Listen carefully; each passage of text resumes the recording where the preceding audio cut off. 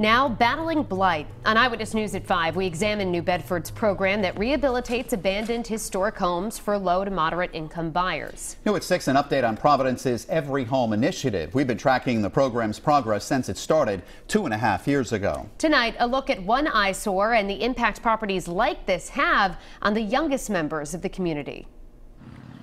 23 Arch Street in Providence, the textbook definition of blight. It sat here for years, boarded up windows, a dumping ground for trash, a safety hazard. Flames ripped through the vacant property in March 2017, injuring a firefighter. It was the second time they had to respond here in just 3 years.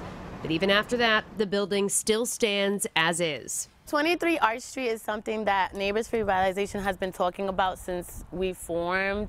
We've been meeting for about 4 or 5 years now. That's how long. 4 or 5 years this has been sitting like this, or probably longer. Probably longer. I would say longer. Teresa Guaba is the head of Neighbors for Revitalization. The group was born out of a series of summits by the Providence Children and Youth Cabinet. Guaba says that in a recent CYC survey, Providence students said blighted properties like 23 Arch Street have a significant impact on their health and mental well-being. It's like a burden if you're walking to school and you see this property. It's almost as if you internalize it as a reflection of you and your neighborhood. If we're successful. We were there in October of 2015 when Providence Mayor Jorge Elorza launched Every Home, promising to rid the city of all of its vacant and abandoned properties within 6 years. But the program initially struggled to meet the mayor's ambitious goals. 2 years in, the number of vacant properties jumped from roughly 600 to 747.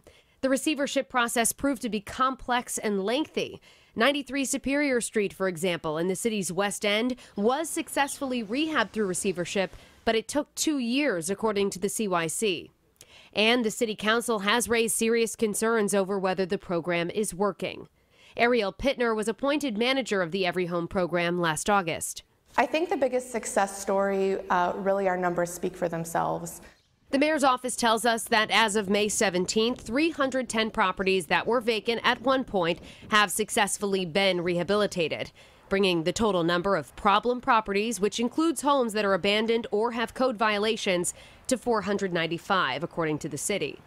Pittner says they've also recently focused more on their partnership with the Providence Redevelopment Agency, charging the PRA with taking ownership of problem properties. I do think it's definitely doable to, rid the city of every vacant and abandoned property within the next 5 years. And the city says the property at 23 Arch Street is in an expedited foreclosure process right now and is actually slated to be demolished by a private developer once that's complete, but it's unclear how long that will take.